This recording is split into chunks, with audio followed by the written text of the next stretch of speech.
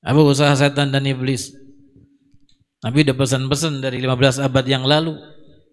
Ala la tarji'u ba'di kuffaran yadribu ba'dakum ba'dha. Ketahuilah oleh kalian, jangan sampai setelah aku nanti kembali orang-orang kafir itu membuat kalian satu dengan yang lain saling bunuh. Inna syaitana, kata Nabi, inna syaitan qad ya'iza an ya'budahul musallun, bahwasanya setan udah putus asa untuk bisa disembah oleh orang-orang yang salat. Walakin fit tahrishi bainahum, tapi yang dikerjain oleh setan adu domba antara mereka, kalian. Adu domba antara mereka orang-orang muslimin, orang-orang yang salat. Biar ini yang ngomong asyhadu Allah, yang ngomong asyhadu Allah berantem, apa ya?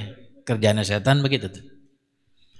Rasul mati-matian mempunyai usaha yang begitu mulia, mempersaudarakan antara muslimin, dengan muhajirin dan ansar.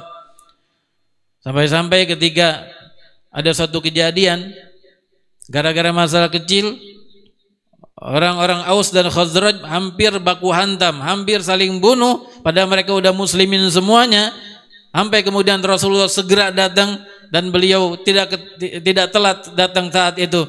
Lalu dihentikan kericuhan dan permusuhan tersebut, dihentikan segala yang baku hantam itu. Sampai kemudian mengatakan Rasulullah, afikum sifatun jahiliyah wa anna baina dhahranaikum. Apakah masih di antara kalian ada sifat jahiliyah, masih ada di tengah-tengah kalian? Ihin gitu, berhenti semuanya, jangan begini. Gua demen Nabi. Ada usaha-usaha untuk membenturkan muslim dengan muslim, muslimin dengan muslimin, karena bertolak belakang dengan usaha beliau. Dan beliau udah kabarkan itu usaha setan yang begitu tuh.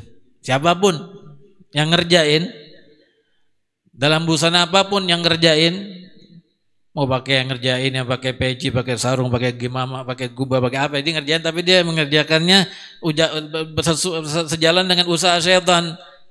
Jangan tanggapin. Pakaian bisa cuma casing, tapi bahaya usaha yang dilakukan orang ini besar, karena ini berasal dari iblis, berasal dari setan. Caranya setiap zaman bermacam-macam.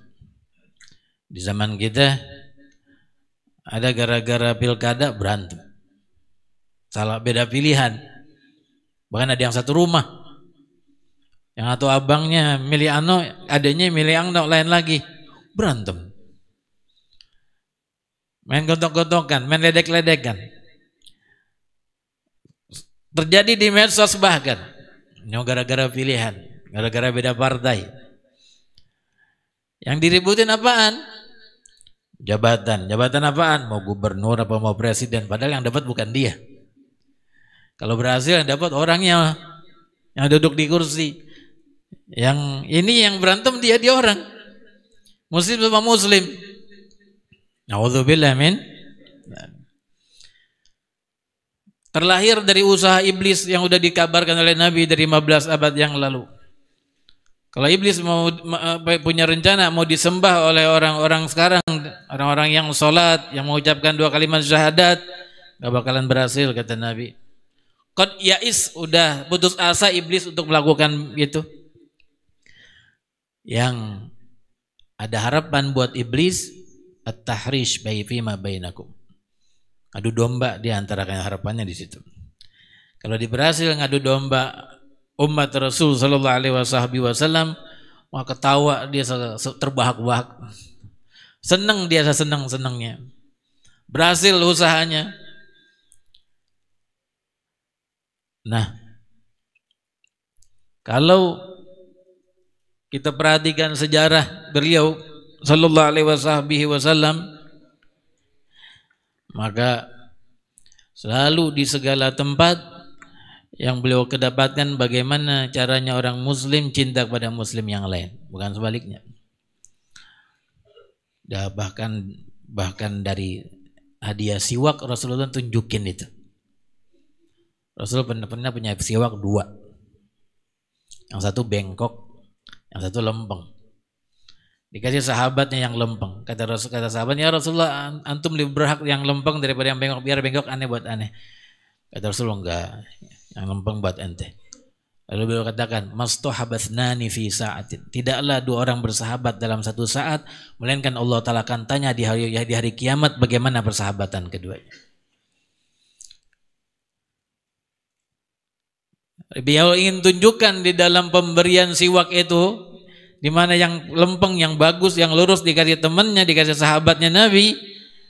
Beliau yang lainnya ini, yang sahabatnya beliau yang tahu bahwa saya cinta betul sama ente. Ini aneh kasih yang bagus. Bahkan dalam urusan siwak. Apalagi dalam urusan yang lebih besar daripada siwak. Itu usaha beliau tuh sepanjang hidup. Dari awal dakwahnya sampai akhir dakwahnya. Pernah di dalam kejadian pasar Banu Qainuqa, seorang perempuan yang udah berhijab diajak sama orang Yahudi dari kalangan Aus. Dan kebetulan ini perempuan yang dari kalangan Khazraj. Tapi udah muslimah. Diledekin sama seorang laki-laki yang datang ke pasar itu. Disuruh buka auratnya. Gak mau, perempuan ini gak mau. Ketika dirayu-rayu gagal, lalu perempuannya ini dikerjain bahasa kita. Tanpa sadar ini perempuan dari belakang, orang Yahudi ini ngikat ujung roknya, ujung gamisnya ke bagian atas, bagian-bagian kepalanya sini, bagian lehernya diikat. Ketika perempuan ini nggak sadar diperbuat begitu, lalu setelah itu kemudian gak lama dibangun. Ketika bangun auratnya keluar di bawah kelihatan semua karena keangkat. Nah, ujung gamisnya diikat ke bagian atas bajunya. Teriak ini perempuan.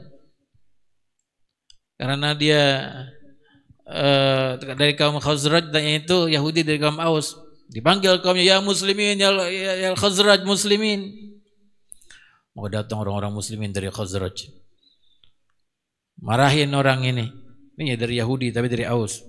Ini manggil kaumnya lagi dari Aus, datang juga yang muslim juga. Angka hampir aja bentrokan, hampir aja baku hantam antara orang muslimin dari Khazraj, orang muslimin dari Aus. Kalau enggak Rasulullah datang lebih dulu, maka mereka akan main pukul-pukulan, bahkan mungkin bunuh-bunuhan. Datang Rasul dengan segera ketika dapat laporan. Didamaikan oleh Nabi.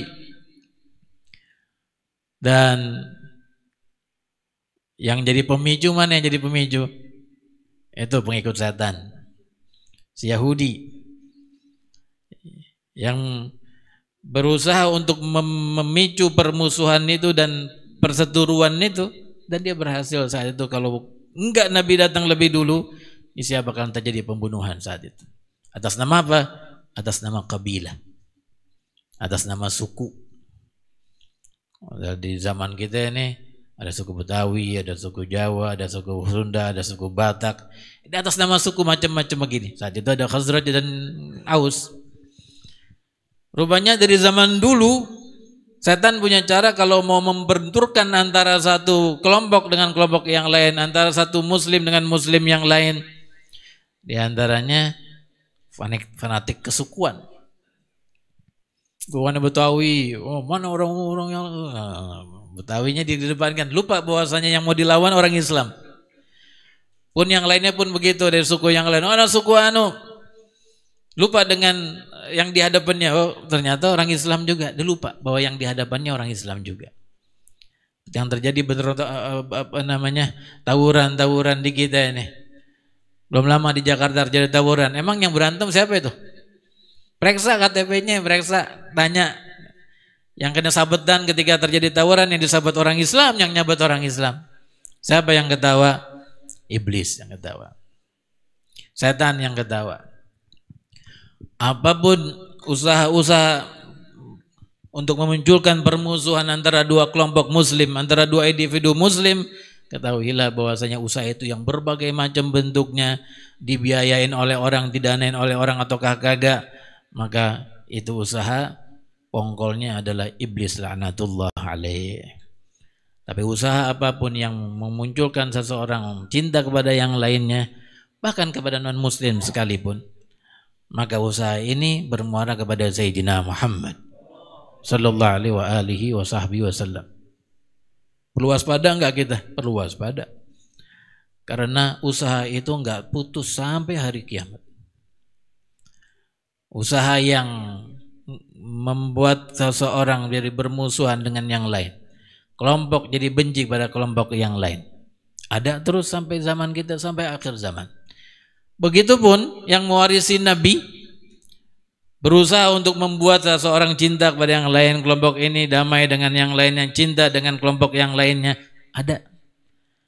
Hanya kita disuruh milih sama Allah Ta'ala, mau kelompok yang mana, mau kelompok no atau kelompok ini yang membawa rasa mahabbah dan cinta, selalu menebarkannya di antara umat, bahkan bukan sekedar di antara muslimin atau muslim dengan non muslim, bahkan dibawa rahmat dan rasa cinta itu dan sifat cinta itu bahkan kepada benda-benda yang ada di sekelilingnya, pada pohon-pohon, kepada batu-batu, apapun yang ada yang menjadi makhluk Allah Ta'ala, karena dia tahu al khalqu kulluhum iyallah, makhluk semuanya tanggungan Allah.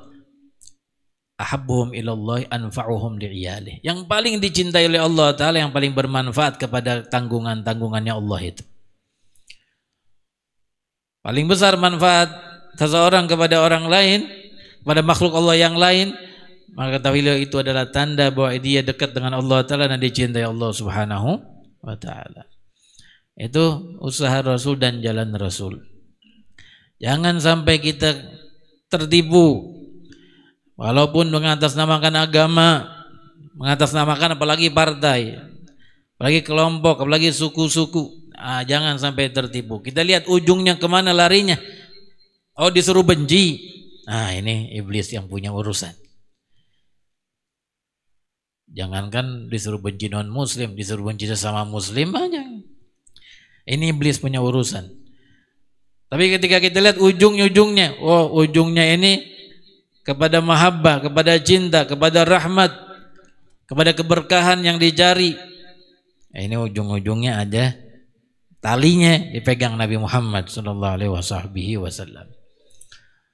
Itulah kunci yang diberikan dari Rasul dari 15 abad yang lalu, dipegang oleh para ulama salihin sepanjang zaman, bahwa kita tidak tampik bahwa di setiap tahun, di setiap masa ada aja fitnah-fitnah yang muncul di tengah-tengah kehidupan manusia, tapi kita diberikan akal oleh Allah Ta'ala dan ilmu. Dengan akal dan ilmu yang kita punya, begitulah kita bisa selamat.